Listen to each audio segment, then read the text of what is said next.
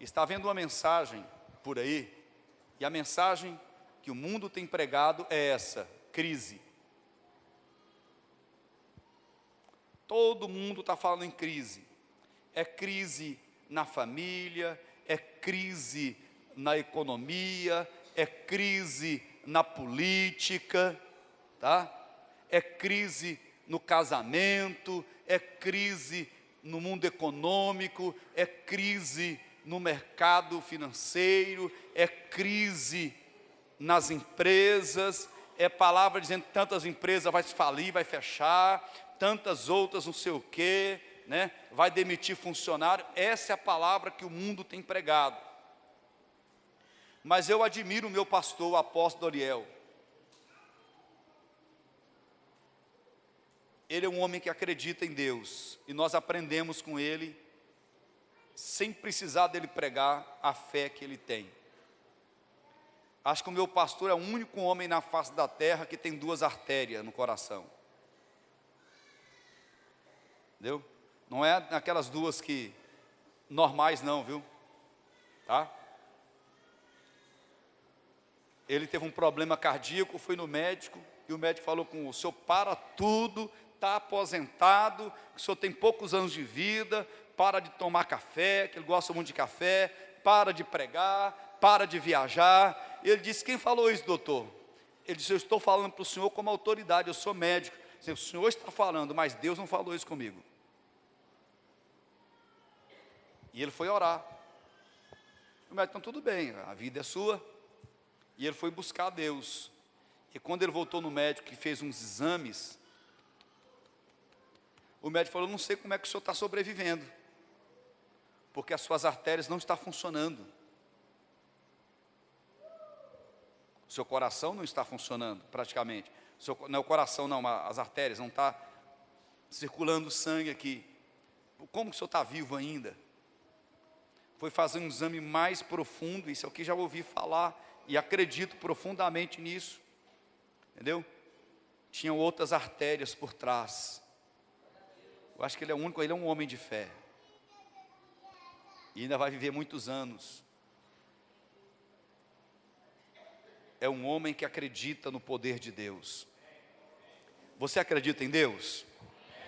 Essa mensagem aqui, quantos de nós falamos nisso aqui, crise, e tomamos posse muitas vezes dessa palavra, e isso faz o quê? Abate você, atinge você.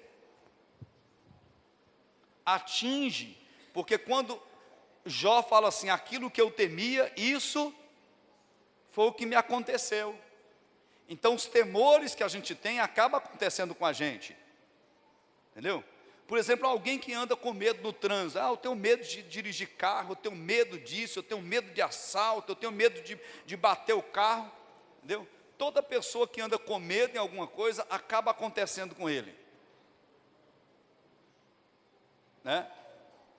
Acaba acontecendo. Eu tenho medo do mosquito da dengue. Um bichinho desse tamanho, você fica com medo? Entendeu? Nós vamos inclusive hoje nessa oração que nós vamos fazer, quando ungirmos vocês, é crise na saúde, nós vamos orar para que Deus proteja a sua casa em nome de Jesus. E é lógico que além de proteger, você tem que ser inteligente, você tem que ter prudente, vai lá ver se tem água parada em alguma coisa, né? Tem que ser inteligente também, você não vai dar moleza também não, né?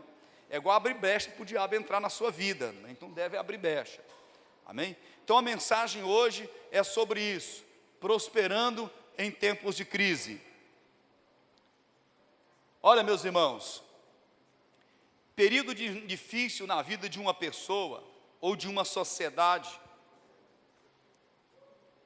isso é o que significa crise. Período difícil na vida de uma pessoa ou de uma sociedade de cuja solução depende a volta a um estado normal. Crise é a falta de alguma coisa em vasta escala. Isso é crise. Crise é a falta de alguma coisa. Crise é um período difícil. Isso é o que diz o dicionário. Falar desse substantivo é de certa forma assustadora. As pessoas ficam com o pé atrás. Mas quem nunca passou por uma crise? Quem nunca passou por um momento de dificuldade na vida, irmãos? Quem nunca passou por uma dificuldade na vida? Agora, uma coisa importante que precisa de entender é o seguinte, que a crise, ela pode ser a oportunidade para algumas pessoas e um grande fracasso para outras. A crise, ela pode ser uma oportunidade ou ela pode ser uma calamidade. Qual das duas você quer que seja quando você enfrenta uma crise, um problema, uma dificuldade? Que seja uma oportunidade ou que seja uma calamidade em sua vida? Que seja uma oportunidade ou que seja um fracasso? Falando sobre isso, há duas coisas importantes que precisam ser consideradas. Primeiro, toda crise passa. Toda crise passa. Você acredita nisso? Diga comigo assim, toda crise passa. Os homens, Deus dá direção para encontrar uma solução. Toda crise, houve épocas antes de nós nascermos, antes de você nascer, que houve crises violentas no mundo. Por exemplo, na minha idade, eu já passei por uma crise no país, financeira, quando os juros chegaram a 80%.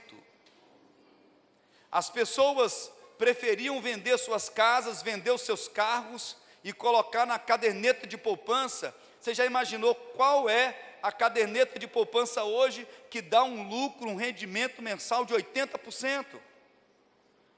Você ia no supermercado hoje, comprava um copo desse aqui por R$5, você voltava lá amanhã, era 9. Era R$10. Todo dia os preços eram diferentes. Quem lembra disso? Não é verdade? Nós encontrávamos aquele monte de pessoas nas gôndolas de supermercado com uma maquinazinha, colocando preço nas mercadorias, porque todo dia mudava. Crise. Não vencemos a crise? A crise não passou? Não tivemos momentos de prosperidade? Deus levantou o Fernando Henrique lá no governo e fez um plano econômico que mudou a história do país. Agora entrou uns bagunceiros, aproveitadores, bagunçou tudo. Eu acompanho isso porque, graças a Deus, a gente precisa ser bem informado, estar envolvido, né? Já participei de muitas reuniões com políticos, com autoridades, com pessoas que conhecem, que nos esclarece. Crise passa. Agora o problema é que muitas pessoas na hora da crise, eles ficam pessimistas, abatidos. E o conselho aqui é: não aceite a incredulidade no amor, bondade e provisão de Deus sobre a sua vida. Olha, irmãos, tem um texto muito interessante que está no Salmo 27, versículo 5, que diz o quê? Pois no dia da adversidade. O que é uma adversidade? É um dia mau, é um dia de crise, é um momento de dificuldade. No dia da adversidade, olha o que Deus faz com aqueles que creem, com aqueles que acreditam. Ele me ocultará no seu pavilhão, vai me esconder, vai me proteger, no recôndito do seu tabernáculo me acolherá, elevar-me-á. O que é elevar? É suspender, é colocar acima, é colocar num patamar de altura.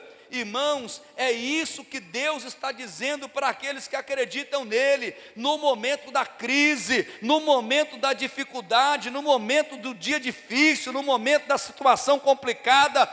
Deus pega você e levanta você e coloca você acima disso. acima das circunstâncias. Ah, peraí, pastor, para isso eu preciso sair do mundo. Não, você não precisa sair do mundo, não. É a sua cabeça que precisa sair do mundo. É o seu pensamento que precisa sair daqui de baixo. É a sua fé que precisa sair do limite humano. É a sua visão que precisa sair do limite humano e ir para a fé em Deus. Deus coloca lá em cima. A Bíblia diz em Efésios que nós estamos assentados nas regiões celestiais com Cristo. É em Jesus que nós precisamos estar. Diga graças a Deus. Ele vai te elevar sobre uma rocha, um lugar seguro, um lugar firme, um lugar de proteção, um lugar elevado. O problema é que as pessoas se nivelam. Ô irmão, deixa eu dizer uma coisa para você, se a minha mentalidade, se a sua mentalidade como homem, como mulher de Deus, pessoas que acreditam em Deus, for nivelar a de todas as pessoas que acreditam e que vive a crise dentro dele, o que há de ser da igreja? Né? O que vai ser de você? É nessas horas, irmãos, no momento de crise, que aparecem as oportunidades de mostrar o seu valor, sua importância, de mostrar sua confiança em Deus, a sua fé. Onde está o seu valor como salvo, como cristão? São nas horas de dificuldades que se mostra o valor de alguém que acredita em Deus. É quando vem aquilo que aos olhos humanos, aquilo que para as pessoas que andam aqui no padrão do mundo, no padrão aqui embaixo, vê sem solução. A gente, todas as vezes que cita isso, a gente lembra de um garoto chamado Davi e de um gigante chamado Golias. Todo mundo tinha medo de enfrentar Golias, porque olhava para Golias e via ele grande demais para ser encarado, para ser enfrentado. Davi, pela fé, ele não olhou, mas ele não se mediu na base aqui das coisas humanas, não. Davi, ele estava em Deus, ele acreditou que Deus havia colocado ele lá em cima, numa rocha. E quando ele vai para Golias, ele falou assim: Golias é grande demais para me errar a pedrada. Eu não vou errar de jeito nenhum. Essa é a minha oportunidade. Olha as oportunidades, irmãos, é em tempos de crise que as oportunidades aparecem. Davi aproveitou a oportunidade, as oportunidades estavam lá. Deixa eu dizer uma coisa para você. Você como funcionário, como patrão, como dono do seu próprio negócio, é a oportunidade de você mostrar o seu valor na hora da crise. Você como pastor, como líder, como discipulador, como apacentador, como crente, é nessa hora que você tem que aproveitar a oportunidade de mostrar o seu valor, a sua fé, a sua confiança em Deus. Onde está a sua confiança em Deus? Ou Deus, ele está limitado ao sistema humano, falho, falido? É nessa hora, é nessas horas que aparecem as oportunidades de mostrar o seu valor, sua importância. É tempo de mostrar a sua confiança em Deus.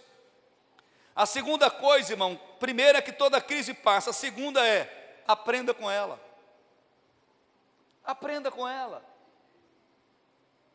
Qual a lição que nós podemos tirar disso? De uma dificuldade, num momento difícil? Lá em Romanos 8:28 diz o quê? Sabemos que todas as coisas contribuem para o bem daqueles que amam a Deus e que são chamados segundo o seu propósito. Todas as coisas contribuem. Olha, querido, olha, querida, se você não acredita que as coisas estão contribuindo para o seu bem,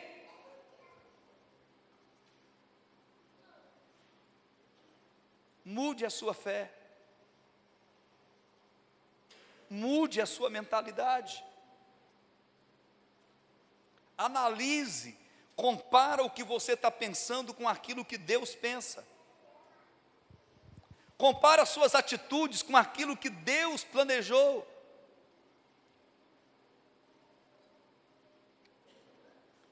Todas as coisas contribuem. Tire proveito, aprenda com a crise, aprenda com os momentos difíceis. E há muitas coisas para aprender, não há, irmãos? Há muitas coisas a serem aprendidas nos dias de crise. Deixa eu dizer uma coisa para você: as crises aparecem na vida de todo ser humano, em todas as áreas da sociedade. Isso é fato, a história mostra isso. Nós já falamos aqui, história recente. Agora aí, nos anos 80. Muitos de vocês estavam nascendo, outros já eram adultos, outros eram jovens, outros eram adolescentes. Crise. Irmão, deixa eu dizer uma coisa para você. Você sabe por que os Estados Unidos é uma potência que é hoje? Soube aproveitar as crises para crescer. A crise econômica mundial levou os Estados Unidos a ser a potência que é hoje. É só ler a história, vocês sabem disso. Vocês que estudam aí, né? Estão cursando, já fizeram ensino médio, estudaram sobre isso. Olha o Japão, um exemplo de superar crises, de superar momentos difíceis. Olha você, quantos momentos difíceis você já superou no seu casamento, na sua vida pessoal.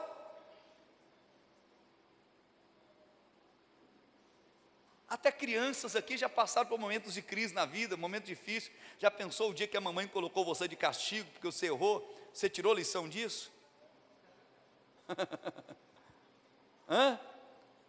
Aprendeu ou não aprendeu? Eu não devo mais fazer isso.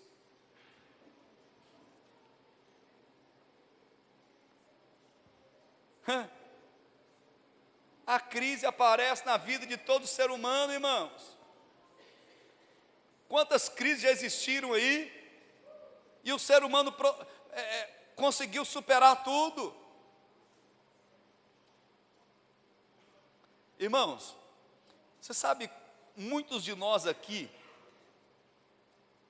quando não tínhamos carro, há uns anos atrás, há uns 20 anos atrás, vamos dizer assim, sabe o que era o nosso sonho? Era ter um Fusquinha. Quem aqui já sonhou ter um Fusquinha? Levanta a mão para eu ver aí. Os mais novos não, agora é BMW, é X30, né? Entendeu? Agora é Veloster, né? Agora é o quê? HB20, agora é Civic, é Corolla, é o que mais aí?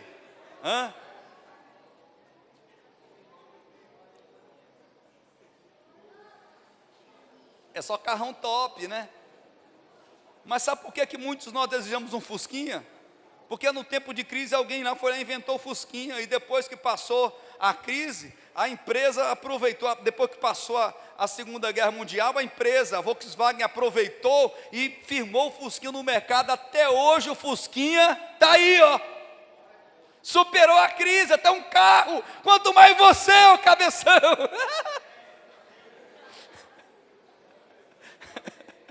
Vai superar.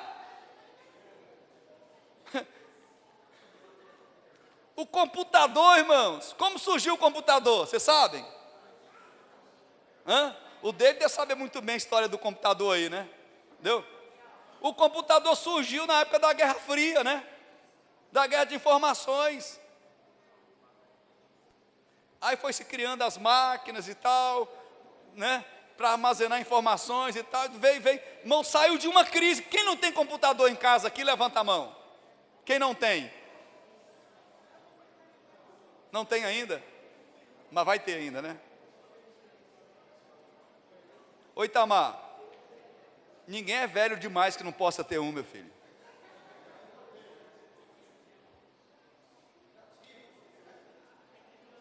Irmãos, é a crise. Olha para mim aqui.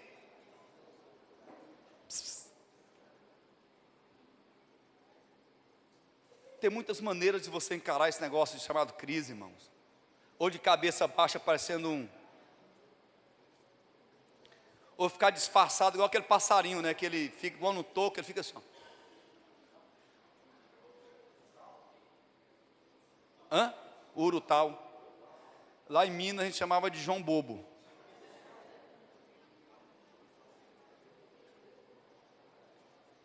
Quem está entendendo, diga amém. São as crises que revelam. Olha aí, irmãos. É isso mesmo?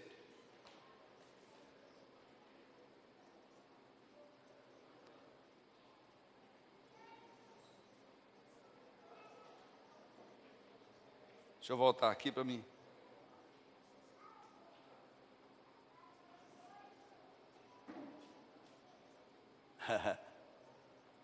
As crises aparecem na vida de todo ser humano, em todas as áreas, já falamos assim, as dificuldades, as crises não aparecem, ok, irmãos, as crises não aparecem para nos destruir, mas para nos tornar mais fortes, mais experientes, mais equilibrados, mais quebrantados.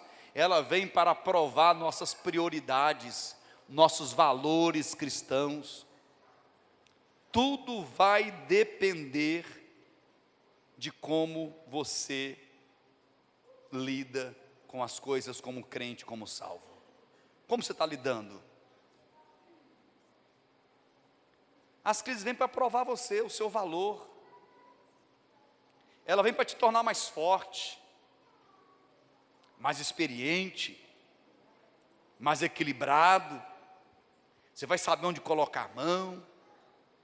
Às vezes, muitas vezes, irmão, financeiramente, tem gente que era esbanjador, né? Não podia passar. É lógico que a gente quer que as pessoas vendam, né? Aqueles vendedores de rua, a gente quer que eles vendam, menos lá na porta da minha casa. Mas não pode passar alguém vendendo alguma coisa, não pode passar em frente a uma loja de promoção que compra. Entendeu?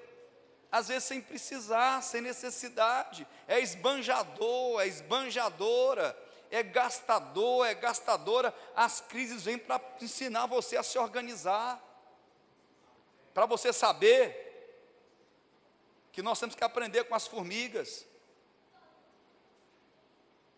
que elas armazenam na hora da seca para na hora da chuva, não ficar se molhando, não ficar sendo carregado pela enxurrada.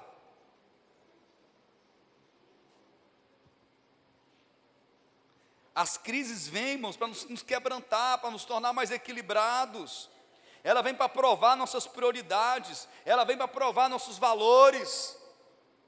Agora tudo vai depender de como lidamos como crentes em Deus. Como você tem lidado com isso? Como a gente tem lidado com isso? Olha, irmãos, são as crises que revelam em quem você pode confiar. Você já pensou? No casamento não é assim também? Na hora da dificuldade, na hora que a gente passa um momento difícil, a mulher, ou ela fica com o pé atrás com o marido, ou confia inteiramente. Ou o marido fica com o pé atrás com a mulher, ou confia inteiramente. Porque na hora da dificuldade, tem marido que fala assim, não te quero mais. A mulher fala, não te amo mais. Você vai levar cajadada na cabeça até aprender a lidar com essa situação. Entendeu? Até ser equilibrado. Até tirar lição. Isso na nossa vida financeira também, irmãos. São as crises que revelam em quem você pode confiar. É verdade ou não é? É na situação difícil. Tem um provérbio que fala o seguinte, que você quer conhecer uma pessoa, você tem que comer pelo menos um saco de sal junto com ela.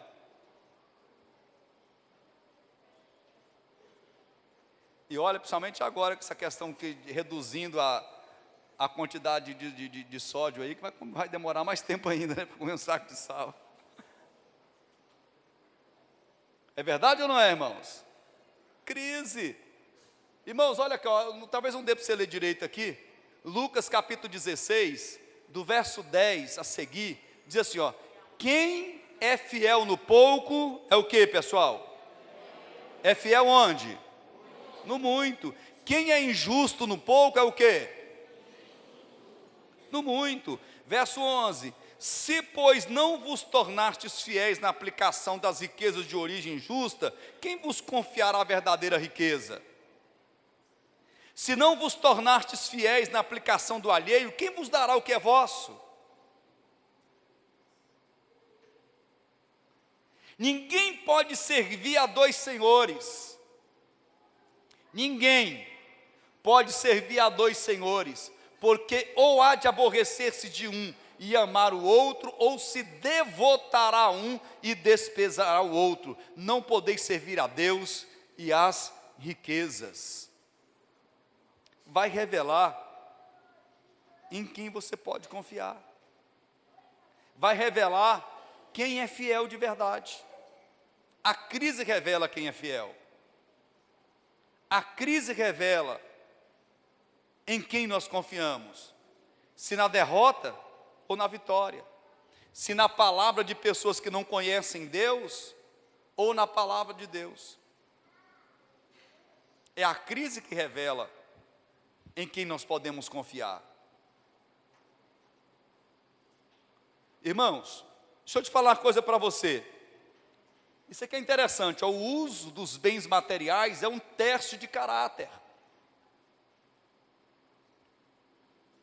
Aqueles que não podem usá-los com sabedoria, não merecem ter responsabilidades espirituais. Essa é a lição que Jesus está dando nesse texto. Essa é a lição que Deus está nos mostrando aqui. As crises, os momentos difíceis revelam isso aí. Revela quem é fiel, revela quem não é, revela quem pode ser confiável e quem não pode. Como Deus vai confiar em mim as bênçãos que Ele tem, as bênçãos que Ele promete nas Escrituras? Irmão, não vai na onda por aí não, viu? A graça de Deus é muito interessante, viu? Eu vi um jovem que falou assim, fulano de tal é calvinista, entendeu? Tudo bem, eu creio na graça de Deus, entendeu? A graça ela é infalível, mas a graça ela tem um preço, não é verdade, Samuca? Ela tem um preço. Eu acho que eu sou metade calvinista e metade arminiano, viu? Aliás, eu sou todo Jesus Cristo. Né? É melhor assim. Quem recebe isso, diga amém. Amém. Glória a Deus, né? A graça, irmãos, não isenta a gente de responsabilidade, não. A graça, mas Jesus já pagou o preço. Irmãos, tem bênçãos de Deus que o preço da cruz abriu a porta para mim entrar no reino. Agora tem bênçãos que eu preciso pagar o preço se eu quiser alcançar elas. Tem coisas no reino de Deus que é alcançado por esforço, por dedicação, por atitude.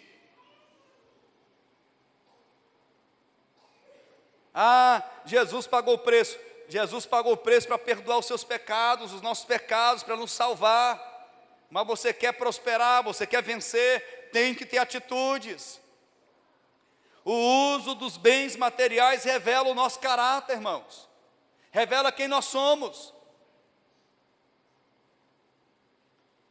E aqueles que não podem usá-los com sabedoria, não merecem as responsabilidades espirituais. Como Deus vai nos conceder aquilo que é nosso por direito, por promessa? Se nessa área nós não sabemos lidar como salvos. Irmãos, há dois princípios divinos que provam nossa fidelidade nas coisas naturais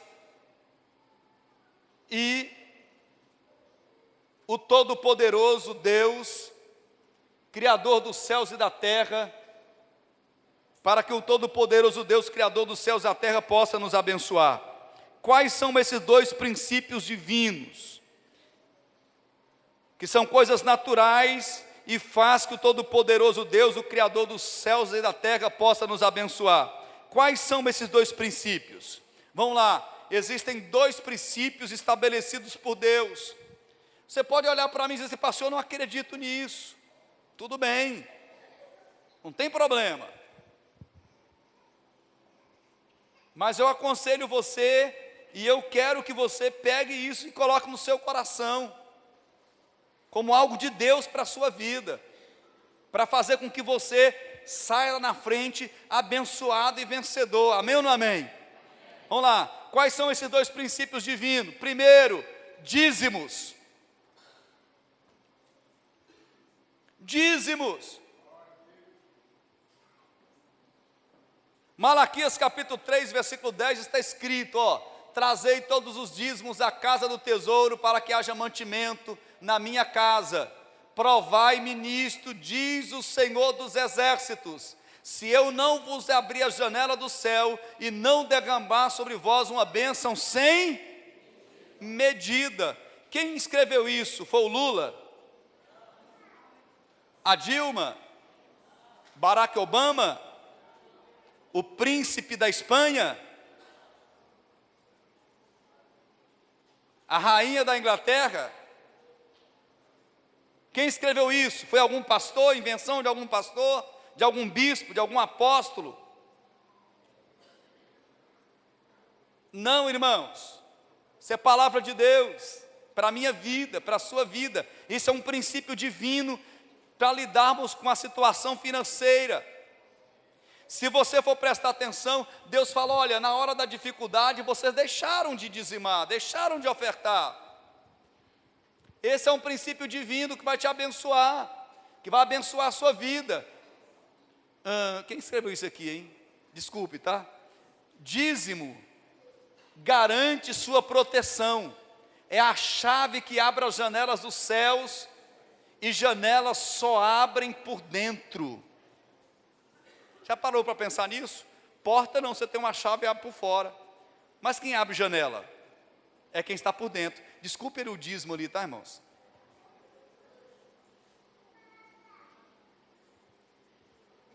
Se você for me criticar, critica o computador, viu? É brincadeira, viu, irmãos? Olhe para mim. Eu vou tirar isso, ficou feio, né, irmão?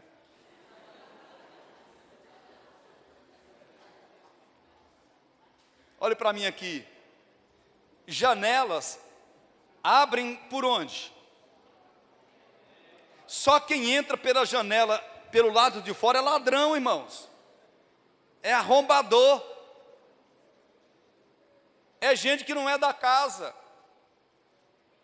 Agora, escute isso aqui, qual é o segredo, pastor? A Bíblia diz que Deus tem janelas nos céus, que se abrem, com portas. Deixa eu dizer para você uma coisa, sabe qual é a primeira vez que Deus abriu comportas nos céus?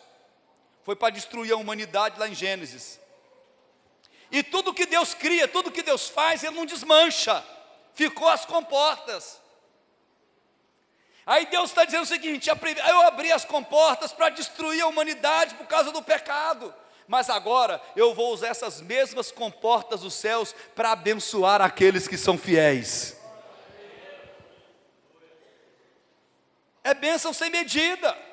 Assim como veio dilúvio na terra sem medida para destruir, a bênção é sem medida para abençoar. Eu vou repetir isso. A ordem de Deus é sem medida para abençoar. É a comporta dos céus. Você não tem o poder de abrir as janelas, porque você não está lá em cima, você não está lá dentro. Mas o dízimo é o código divino para que Ele abra as janelas dos céus. Fala comigo assim, dízimo. Fala bem forte comigo assim, dízimo. Garante. Vou ter que voltar lá assim mesmo. Fazer o quê, né? Fala comigo assim, dízimo. Garante a sua proteção. Dízimo garante a sua proteção. Irmão, dízimo, você entrega o dízimo que Deus vai te prosperar. Espera uma coisa, dízimo garante a sua proteção.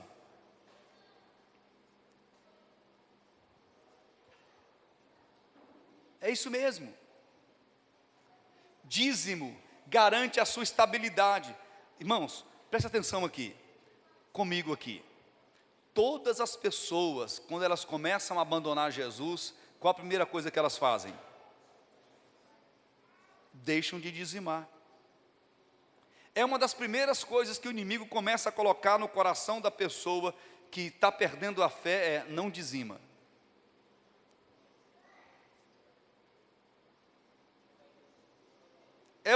É uma estratégia espiritual do diabo contra a vida das pessoas. O segundo princípio divino, ofertas. Ofertas garantem sua colheita. Ela é a semente da prosperidade. O dízimo é proteção. É como a perna direita e a perna esquerda. Você dá o passo com a direita e um passo com a esquerda. Um passo com a direita, um passo com a esquerda. Um passo com o dízimo, um passo com a oferta. Um passo com o dízimo, um passo com a oferta. Um passo com o dízimo, um passo com a oferta. Um passo com o dízimo, um passo com a oferta. Um passo com o dízimo, um passo com a oferta. Agora você não pode ficar só na oferta aqui, ó. É manco, é aleijado. Não pode ficar só com o dízimo aqui, ó. Até porque, ó, entendeu? Você não é saci, irmão. Até porque saci é coisa de folclore. Não existe.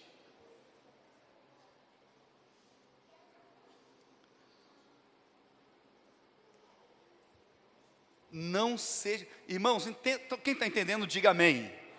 Diga graças a Deus. Ensine a sua criança a ser dizimista. Ensine o seu filho. Decida ter essa prática. Seja fiel nas coisas naturais. O dízimo não é nosso, é uma instituição divina para o sustento do reino. A oferta, a mesma coisa. Aí você pergunta, pastor,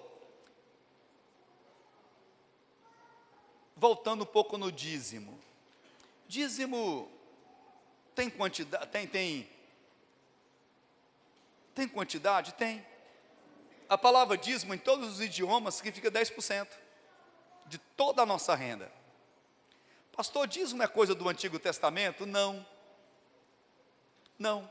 É coisa da lei? Não. Né? Tem uma religião por aí que fala que dízimo é coisa da lei, que não precisa devolver dízimo. Dízimo é da lei. Abraão deu dízimo 430 anos antes da lei.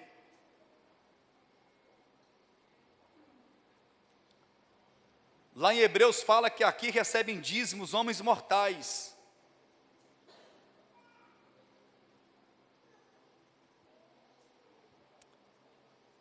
Ensine, pratique a oferta. Irmãos, se você pode dar um valor grande, monetário, como disse, voltando um pouquinho, desculpe, com relação ao dízimo, dízimo não tem maior para um e maior para outro, não. Às vezes só acontece o seguinte: se alguém ganha 10 reais, o dízimo é R$1. Mas se alguém ganha 10 mil reais, o dízimo é R$1.000. É a mesma porcentagem para todos. Deus é justo. Deus é justo. A oferta não tem limite. A oferta é segundo você colocar no seu coração. Ninguém pode forçar você a dar além daquilo que você pode, irmão. Entendeu? Agora, a oferta é a semente que garante, a oferta ela garante a sua colheita, ela é a semente da prosperidade. Ela é a semente da prosperidade. Agora, irmãos, há muitas pessoas que elas são constrangidas a ofertar e elas prosperam, isso é realidade, entendeu? Isso é fato, ninguém pode contestar isso. Agora, ninguém pode contribuir, ofertar por coação, tem que ser por decisão do coração de cada um, mas é uma decisão inteligente. Ser dizimista e ofertante é uma questão de inteligência. Por que questão de inteligência? Porque ninguém quer ser amaldiçoado. Ninguém quer esperar pagar para ver o que vai acontecer. Você quer pagar para ver o que vai acontecer? Ninguém, irmãos, não é uma questão, é mais ou menos assim, você pegar o seu automóvel e saber que o seu automóvel não está preparado para andar a 200 por hora, e você colocar ele na rodovia e andar a 200 por hora. Tem certos veículos que uma hora ele vai começar a tremer, a dar uma balançada, entendeu? Vai pegar uma corrente de vento e vai jogar você longe. Vai fazer isso com um carro que não esteja preparado. Até a estrutura do pneu do seu carro precisa estar preparado para você andar numa velocidade alta. Já tem lá a performance, tem uma letrinha lá que é uma performance de velocidade do pneu. Pode andar a 160 por hora, a 180, a 200, a 220, 240, entendeu? 260, 280. Então você vai pagar para ver? Coloca, Robson, o seu carro na rodovia e paga para ver andando a 140 por hora. Nós estávamos, eu e o pastor Joab de viagem para Brasília, acho que era para Brasília, né? E a minha toada de viagem não é nem muito devagar e nem muito correndo. É uma toada de segurança, né? E passou por nós um gol daqueles 16 válvulas. E passou chutado, nós devíamos estar uns 130, 140 por hora, ele passou uns 170 por hora. Né? E eu falei para o pastor Joab, falei, Joab, se ele continuar nessa toada, daqui a 10 quilômetros, vamos ver ele parado no acostamento com o motor fundido. Não foi isso que eu falei para você? O que aconteceu? Uns 10 quilômetros para frente, está ali de capô aberto, aquele fumaceiro. Pagou para ver. Você quer pagar para ver? Cadê a proteção de Deus sobre a sua vida? Isso é importante, vai trazer proteção. A oferta traz a colheita. Agora, como eu estou dizendo para você, ninguém pode ser constrangido a dar aquilo que não tem, aquilo que não pode. Mas também, irmãos, não é sábio deixar de plantar. Olha o que diz aqui a segunda carta de Paulo aos Coríntios, capítulo 9, versículo 6. E isso afirmo, aquele que semeia pouco, pouco também, e o que semeia com fartura, com abundância também, colherá. Cada um, por favor, leia bem forte, cada um tiver proposto, não com tristeza ou porque Deus ama quem dá com alegria. Deus pode fazer-vos abundar em toda graça, a fim de que, tendo sempre em tudo ampla suficiência, superabundeis em toda boa obra. Verso 9, como está escrito, distribuiu, deu aos pobres, a sua justiça permanece para sempre. Ora, aquele que dá semente ao que semeia, pão para alimento, e também suprirá e aumentará a vossa sementeira, e multiplicará os frutos da vossa justiça, enriquecendo-vos em tudo, para toda generosidade, a qual faz que, por nosso intermédio, sejam tributadas graças a Deus. Irmãos, não por constrangimento ou por necessidade, porque Deus ama aquele que dá com alegria. Cada um deve ofertar segundo tiver colocado no seu coração, segundo a sua posse. Se você pode ofertar grandes quantias, oferte.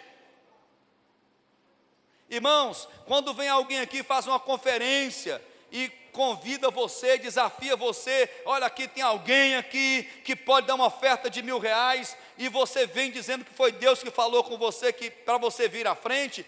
Irmãos, Deus nunca vai falar para você dar algo que você não tem. Nunca. Quando Deus pediu Isaac, Abraão tinha Isaac. Entenda isso. Quando Elias chega na casa da viúva e pede ela um pão, ela tinha a farinha e o azeite para fazer o pão. Ela tinha um azeite e a farinha para fazer o pão. Deus nunca vai te pedir nada que você não tenha para você dar. Se não me falha a memória, no livro do profeta Isaías, que tem um texto dizendo assim, que ninguém é pobre demais que não possa dar nada. Semeie, é aquilo que eu disse hoje. Você não tem uma oferta de 1.000, não tem de 500, não tem de 200, não tem de 100, não tem de 50, não tem de 20, não tem de 10, mas semeie alguma coisa, plante.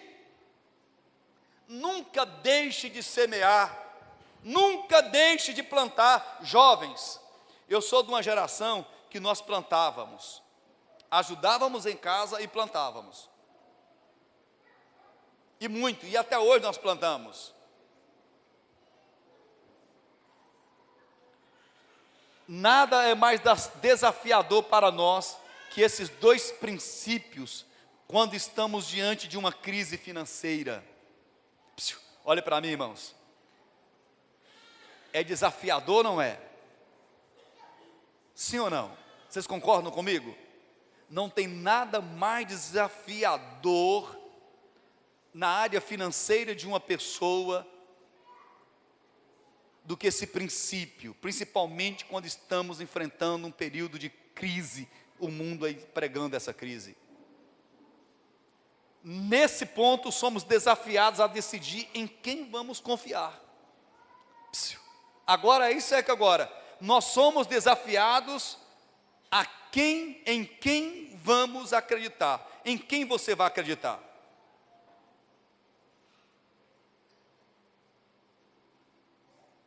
Nos momentos de crise, olha na palavra de Deus, Deus sustentando o seu povo, Deus abençoando o seu povo, Deus prosperando, Deus garantindo abrir janelas dos céus. Então é uma questão de fé, é uma questão de decisão em quem você vai confiar.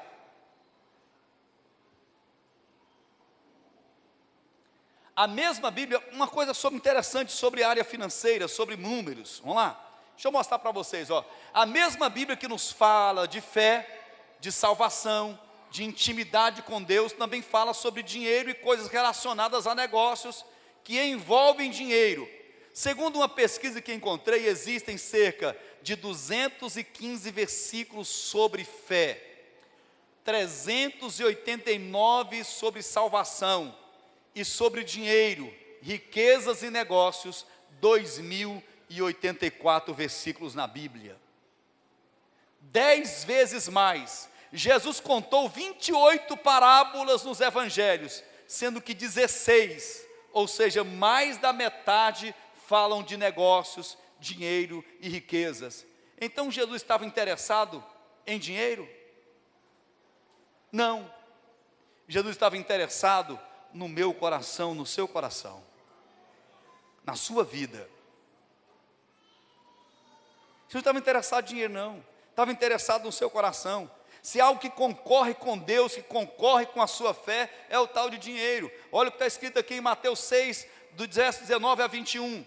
Não acumulem para vocês tesouros na terra, onde a traça e a ferrugem destrói, e onde ladrões arrombam e furtam. Mas acumulem para vocês tesouros nos céus, onde a traça e a ferrugem não destrói, e onde ladrões não arrombam nem furtam. Pois onde estiver o seu coração, aí também estará onde estiver o seu tesouro, aí também estará o seu. Onde estiver aquilo que você dá valor, onde estiver a sua prioridade, é onde vai estar seu coração. Onde está a sua prioridade?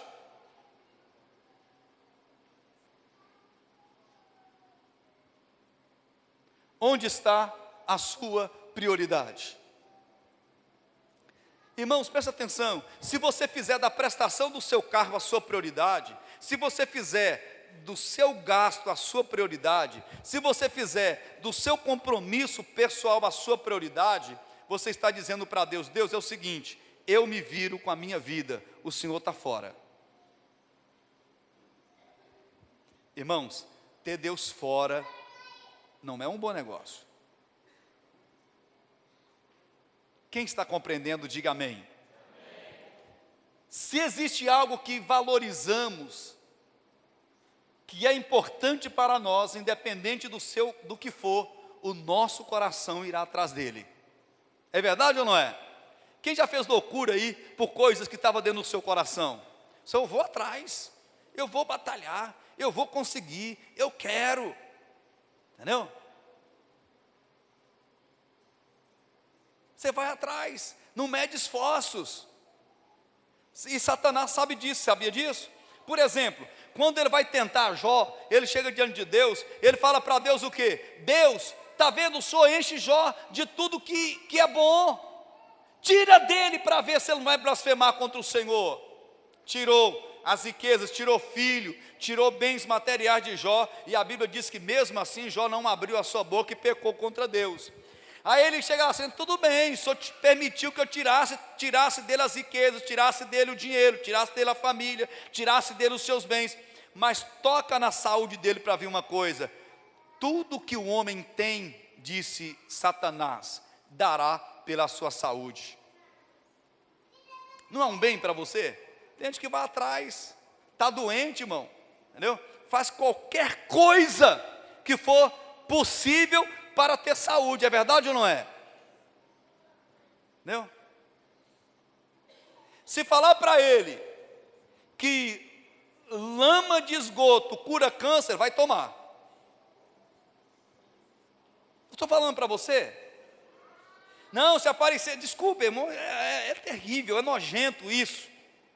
Mas eu estou citando uma coisa bem drúxula, bem ridícula mesmo, para você entender. Se falar que aquele lodo ali cura câncer, você pode ter certeza que não vai precisar mais de limpeza pública dos lodos que tem por aí.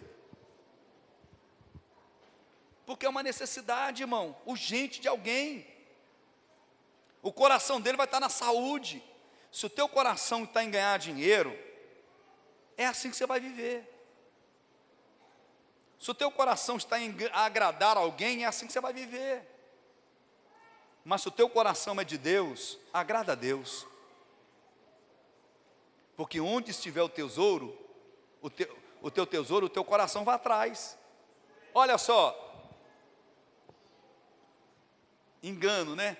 A minha esposa falava assim, não, eu te amo, meu bem, casar com você, eu vou para onde você quiser, irmão, meu filho. A gente mora em qualquer lugar, ô irmão, aí nós fomos morar em qualquer lugar mesmo, nós fomos morar num negócio bem estranho, não dá nem para falar para vocês aqui quando nós nos casamos. Mas depois foi passando os dias, eu quero uma geladeira nova, eu quero uma mesa nova, eu quero um sofá novo, eu quero uma casa melhor. É assim ou não é? Hã? Ou se é. Você só vai atrás, irmão, daquilo que tem valor para você. Tem valor a sua proteção? Tem valor a sua salvação? Tem valor o que Deus fala? Tem valor a palavra de Deus para a sua vida? Tem valor a sua fé? Tem valor o que está escrito aqui? Tem? Você está passando por crise tem quanto tempo? Não existe nada mais desafiador do que essa questão, irmãos. Se existe algo que valorizamos, que é importante, nós vamos atrás. De quem tem sido o seu coração? A quem você tem sido fiel? Em quem você confia? Irmãos, em quem você confia faz toda a diferença em tempos de crise.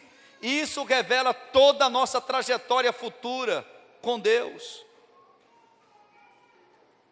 Isso determina todo o nosso futuro, toda a nossa eternidade.